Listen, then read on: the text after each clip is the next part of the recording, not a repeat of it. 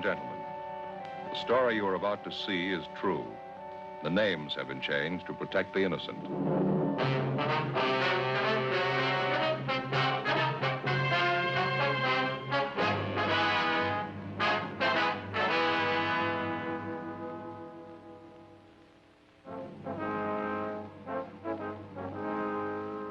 It was Tuesday, August 22nd. We were working the day watch out of burglary division. My partner's Frank Smith. The boss is Captain Wisdom. My name's Friday. A wave of thefts had broken out in the city. There was no pattern to the thieves' operations. There were no leads. The number of thefts kept growing. We had to stop them.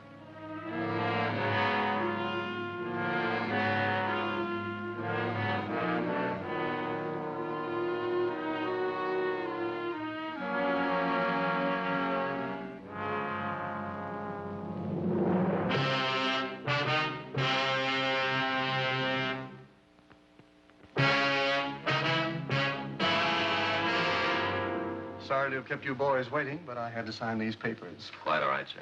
Now, let me see. You're Smith and you're Sergeant Friday, is that right? Sir, that's right. Well, I guess you know what the problem is.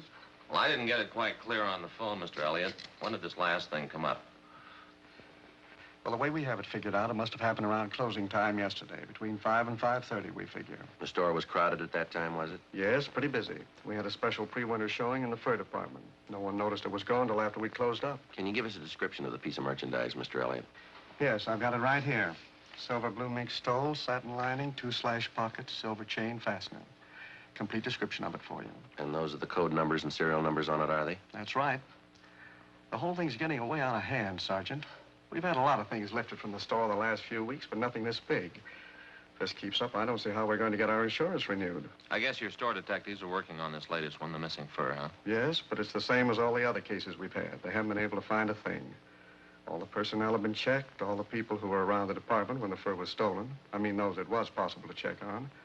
As far as we know, they're all clear. What were the circumstances of the thing, Mr. Elliott? I mean, was this mink stole on a display rack? Did one of the models have it on? Exactly how was it? Well, it was modeled, yes. After it was shown to several parties, it was put back in stock.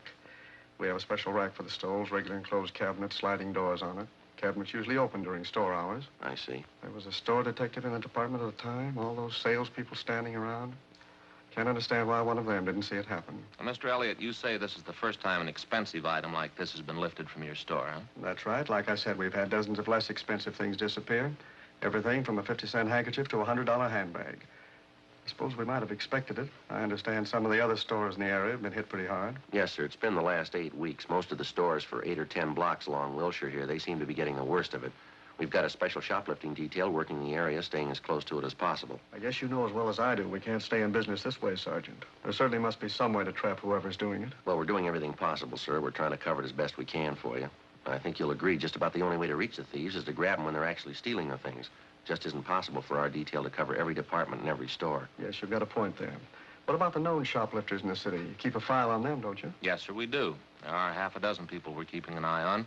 We've got our stats office and our record bureau helping out. No definite lead so far, though. Certainly can't understand it. We've had one meeting of the store personnel already. Guess I'll have to call another one. We'll just have to be doubly careful, that's all. How about the personnel, Mr. Elliott? You say there's been a check made on each one of them since this thing started? Yes, sir, that's correct. And there's no reason to be suspicious of any of your people at all, huh? Well, as a matter of fact, there is one, Sergeant. Sales girl. She was up on 5 in a Sweet 16 shop. Then she was moved down to cosmetics on the street floor. What is it that makes you suspicious of her? Well, before I say anything, I want to make it perfectly clear to you, we've never had any real proof that there was something wrong there. Dorothy started with us 8 years ago. That's the girl's name, Dorothy Kirkman. Mm-hmm. She came to us right out of high school. She seemed to be doing all right, got along with the customers, dressed neatly, always on time. Then all of a sudden, this shoplifting started. We didn't think there was any connection at first, thought it was only a coincidence. Well, how do you mean, sir? Well, just for instance, wait a minute. I've got the file right here on the desk. Let's see. Yeah, here it is. Out of the first 14 items to disappear, 6 of them were out of Dorothy Kirkman's department, right out of her section. Cashmere sweaters, expensive blouses, scarves. As I say, at first we wrote it off to coincidence, but it kept recurring. Her section almost seemed to be the focal point of all the shoplifting. That was at the beginning, of course. Did you have the girl watched, Mr. Elliott, this Kirkman girl? Yes, we did. The department head kept an eye on her, and, well, I guess Dorothy noticed it. She resented it quite a bit. Had a little spat with the head of the department. We thought it best for everyone if she transferred. So we had her moved downstairs to cosmetics. Mm-hmm. How'd that arrangement work out? Well, for the first few weeks, fine. Then we started missing things out of cosmetics. A lot of it didn't amount to too much, a lot of it did. Makeup kits, expensive perfumes. This time we called her in, tried to talk to her about it in a nice way. She got very resentful. She denied knowing anything about it? Yes, she got very upset. Of course, there is one thing I will say. The items in cosmetics are on display all over the counter. It's fairly easy for anybody to pick them up. But the fact still remains the stealing began in her department upstairs. She moves down to cosmetics, and all of a sudden the losses increase there.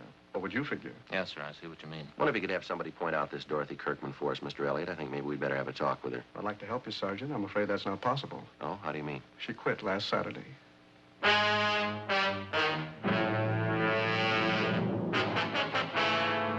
We got all the information available on Dorothy Kirkman from the store's personnel files, and then we called the office and gave them a description of the stolen fur. We asked them to check the Kirkman girl through R&I. We contacted the shoplifting detail out of forgery division and filled them in on the developments. She had no previous criminal record. Before we left the store, we went to the fur department, talked to all the salespeople concerned, but we were unable to come up with anything new regarding the theft of the silver blue mink stole.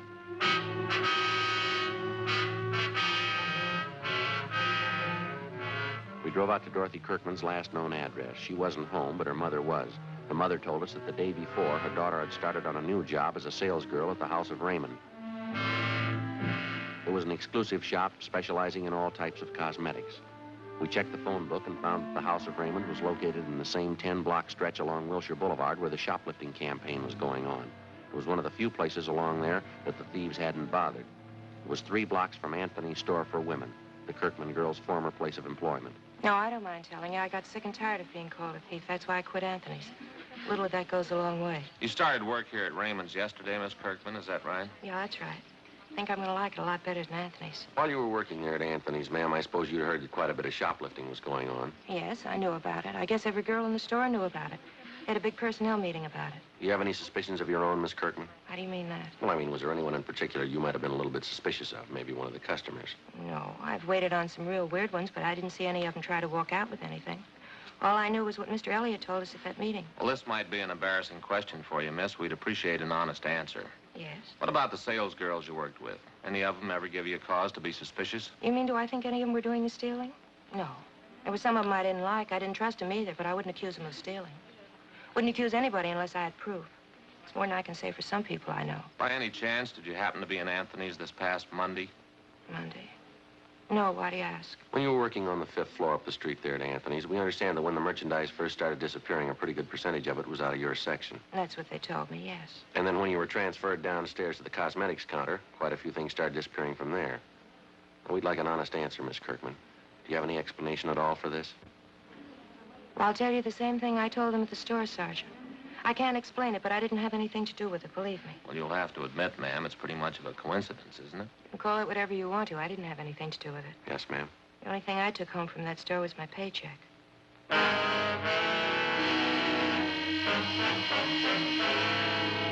4:38 p.m. We finished questioning the suspect, Dorothy Kirkman, and Frank and I went back to the office and made arrangements to have the girl kept under temporary surveillance. A bulletin had been gotten out on the missing fur stole. The pawn shop detail had been notified, and a description of the fur had been placed on the stolen property list. The following day, along with officers Paul LePage, John Wood, and policewoman Gladys Young, we continued our investigation of the latest shoplifting complaints. It went slow, a lot of legwork and no progress. Like the dozens of other items of merchandise which had vanished in the last 8 weeks, there wasn't a trace of the missing fur stole.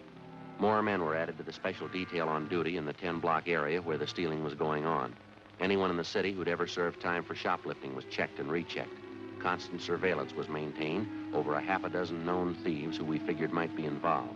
It got us nothing. Wednesday, August 23rd, 5:30 p.m. No leads, no progress. We went back to the office.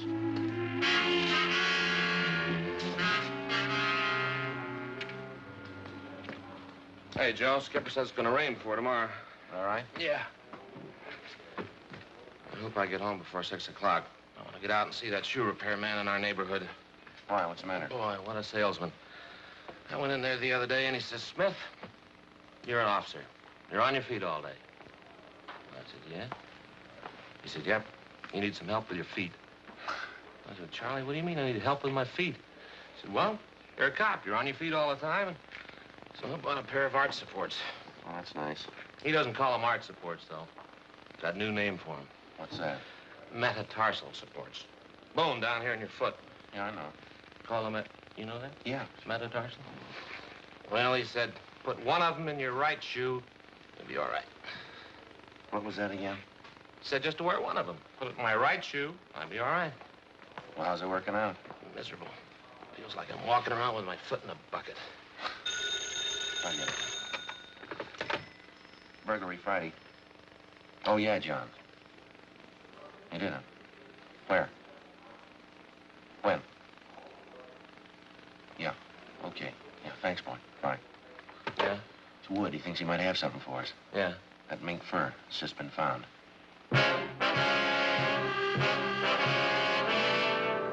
2 hours before, at approximately 3:30 p.m. in the main depot of the Santa Fe bus lines, a 38-year-old housewife, a Mrs. Harriet Briggs, noticed an unclaimed parcel lying on one of the benches in the depot waiting room.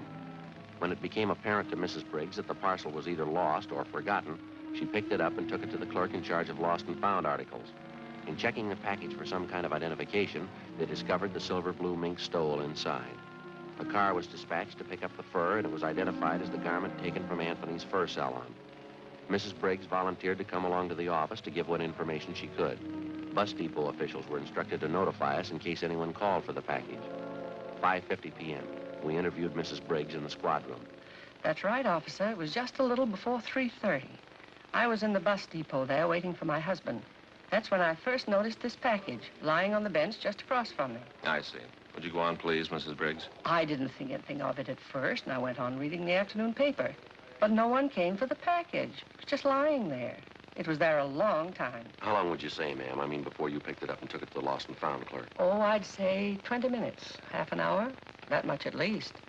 I left it with the young man at the counter there, and I told him I'd be back to see if anyone claimed it. Well, when I did get back, that's after I'd had dinner with my husband, Carl, we found out what was in the package. It's certainly strange. Don't you think, officer? Yes, ma'am. Did you happen to notice who it was that left the package there? Well, I'm not really sure, officer, but I think I know who it was. A short woman. She had a brown jacket, if I remember rightly. I think you'd say she was in her late 20s or early 30s. Have you ever seen this woman before, Mrs. Briggs? No, I never did. Very attractive. As I recall, she wore glasses. Anything else about her you might have noticed? Let me think. Oh, she had dark hair. Remember that much. Real pretty hair. And you're sure that this woman you describe is the one who left the package there? Well, if I remember rightly, she was the only one that sat across from me. Guess it must be her. If it wasn't her, I don't know who else it could have been. All right, Miss Briggs, thank you very much. We appreciate it. That beautiful fur. I know that woman must be just sick about losing it. I certainly hope you find her, officer. Yes, ma'am. So do we.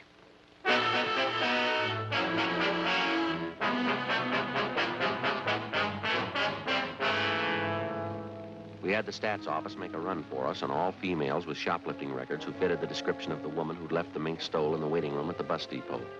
We checked with the lost and found clerk at the depot, but he told us that no one had come back to report losing such a parcel. Together with LePage and Wood, we checked out the names on the list of known shoplifters which the stats office had made up for us, names of possible suspects who physically resembled the dark-haired woman seen at the depot. We got nowhere. Either they had ironclad alibis, or they had since moved out of the city. We ran down every possible angle on the freak recovery of the missing fur stole. During the next 10 days, the case got more involved than it already was. Some of the stolen articles of new merchandise began showing up, but not through any of the channels we expected. Some of the items were found dumped in sidewalk refuse cans. Some were found in hotel lobbies, in the post office, in theaters. Some were found tossed in vacant lots.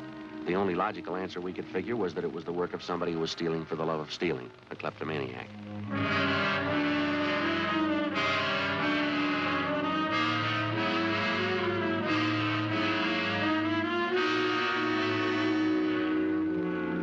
Tuesday, September 4th. A 15-year-old girl in one of the exclusive residential neighborhoods reported finding 2 parcels containing women's clothing and expensive costume jewelry.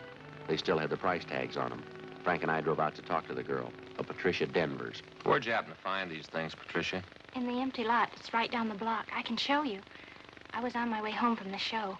I brought the things home and showed them to my mother. She called the police. If nobody claims this package with the costume jewelry, can I keep it? It's certainly beautiful. No, I'm afraid not, Pat. We know who the things belong to. We're going to have to return them. Oh, I certainly don't understand that. How do you mean? Well, as far as I could see, she threw the things away. I thought she didn't want them. What do you mean, Pat? Who didn't want them? The lady who threw them on the empty lot. You saw who it was that threw those packages in the lot, did you? Yes. I was on my way home from the show, just like I told you. I could see this lady walking up ahead of me. She was about a block away, I guess.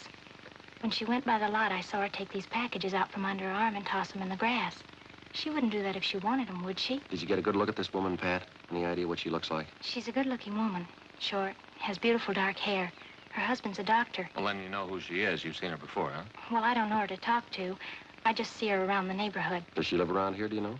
Right next door to my girlfriend.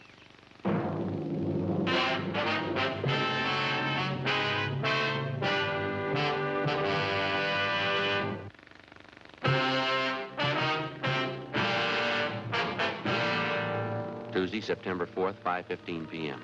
With the help of the 15-year-old girl, Patricia Denvers, we got the name and address of the woman who had been seen tossing the parcels of stolen merchandise into a vacant lot in the west end of the city. The woman was identified as a Mrs. Virginia Sterling, the wife of a Dr. Bruce Sterling, a fairly prominent young surgeon with offices in Beverly Hills. Mrs. Sterling and her husband had no children. They leased a richly furnished house in a residential section of the city that was considered better than upper middle class. We checked Virginia Sterling through R&I, but she had no previous criminal record.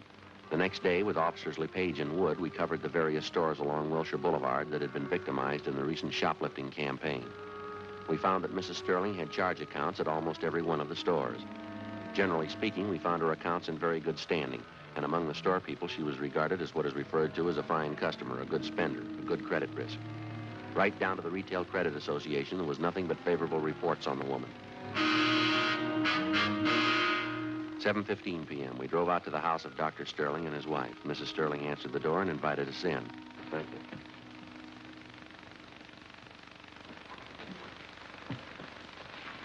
Would you like a drink? No, thank you. No, thanks, ma'am. I really don't know when the doctor will be back. He was called over to the hospital. Is it anything I could help you with? Well, as a matter of fact, Mrs. Sterling, we came out to talk to you, not your husband. Really? What is it you wanted to talk to me about, officer? Well, ma'am, we understand that you do quite a bit of your shopping along Wilshire Boulevard, in the downtown area, I mean. Yes, I shop downtown quite often. Except for the problem of parking, I find it a lot more convenient. Why do you ask? Miss Sterling, do you do much of your shopping at Anthony's? I believe that's in the Wilshire downtown area. Yes, I do, for my sports clothes. They have a very good selection. Uh-huh. Would you remember if you were in Anthony's on the 22nd of last month? I believe that was a Tuesday. On a Tuesday? I don't think I could remember one way or the other. I really don't have any special day for shopping. I just go when I feel like it or when I need something. Have you ever been in the first salon at Anthony's, ma'am? Have you ever bought anything there? Well, I suppose so. I've been in almost every department at Anthony's at one time or another. I could tell you, though, I've never bought any furs there. As I said, the main reason I go there at all is because of their sportswear. Could you tell me what this is all about, please? It's a routine investigation, ma'am. I wonder if you could tell us this. Do you have occasion to travel in the area by bus? By bus? No, I don't think I've been on a bus since I've been married. That'll be 6 years this coming December. And you've never been in the main bus depot downtown? No, I think I know where it is. I've driven past it. I've never been inside, though. Why should you want to know that? Well, we'll be honest with you, ma'am. It has to do with an investigation we're on. We've had a couple of reports that you were seen at the bus depot on August 23rd. That was a Wednesday. Reports came from pretty reliable people. Well, I certainly consider myself reliable. I say I've never been there. If you don't mind, I'd like some kind of explanation for this questioning. You mean you have no idea why we drove out here to talk to you? Of course not.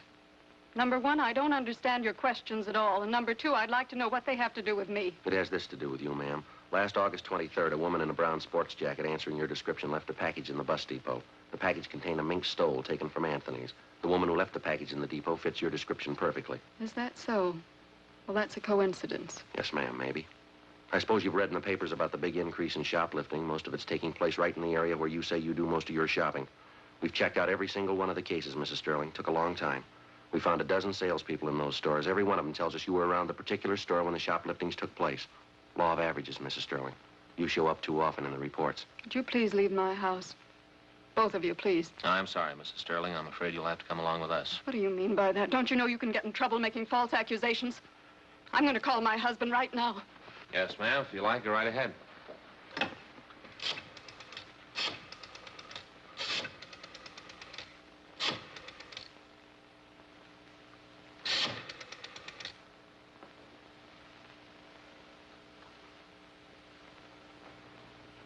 Sergeant. Yes, ma'am.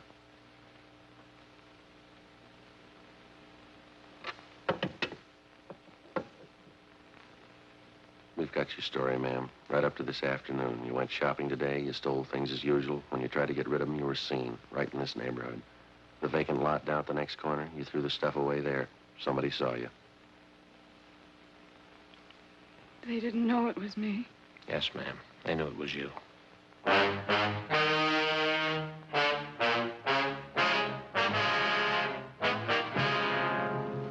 9:35 p.m. We got in the car and drove Mrs. Sterling downtown to the city hall. We took her to the squad room, called a police stenographer, and we began to take her complete statement. One of the first things she did was to admit full responsibility for the series of shopliftings which had been going on for over 2 months. She told us that her kleptomania, the urge to steal things, had started with her as far back as her junior high school years. She admitted as a girl she stole books, tablets, pencils, pieces of chalk, and as she grew older, it seemed to get more serious with her. It carried over into her college years, and that's when her stealing first got her into trouble. It was when I joined this sorority. It was just like high school. I was all alone. Oh, we had a lot of clever girls in our house. Some of them were smart, some of them were pretty. All of them seemed to be doing something except me. I had to prove it to them, I guess. I had to prove it to myself that I was smart, too. I see. And you figured that taking things was the best way to prove that? Yes, I suppose so. Of course, it wasn't easy, you know. The awful part was I got caught one day. It was kind of a relief in a way. I mean, how could they know I was just as smart as they were if they didn't find out what I was doing? Did you stay on at college after that, Mrs. Sterling? No. I couldn't after that. They voted me out of the sorority, and there wasn't anything to do but leave. So I left. What happened after that? I went to New York and stayed with an aunt I have there. I got a job. I had several jobs. Same thing came up again. I lost 2 of the jobs. Same thing over again. I just couldn't help it. It always means so much to me. Taking things, not being caught, getting away. Getting away. The things I took, they never meant anything to me. Nothing. It's just taking them and not having anyone know. That's all that was important. And the stealing went on? I mean, after you were married? No. No, not at first. I guess maybe a year or 2. We were very happy, Bruce and I. Then he got busy. Came out here and began to build his practice. I didn't see as much of him. We both wanted children. We wanted them very much. There weren't any. Bruce began to spend more time away from home. It's just like before. The same thing. I wasn't important. I was all alone again. There wasn't anybody. You know what I mean, don't you, Sergeant? Yes, ma'am. There ought to be an answer someplace. There isn't anything worse than being alone. There has to be an answer someplace. There is, but you won't find it in jail.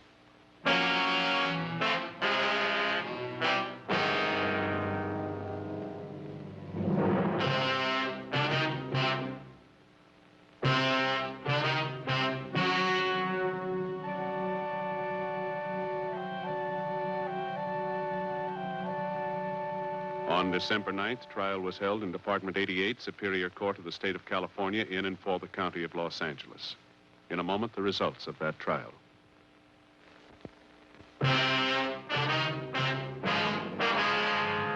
The suspect was tried and convicted on 3 counts of grand theft, the terms to run concurrently.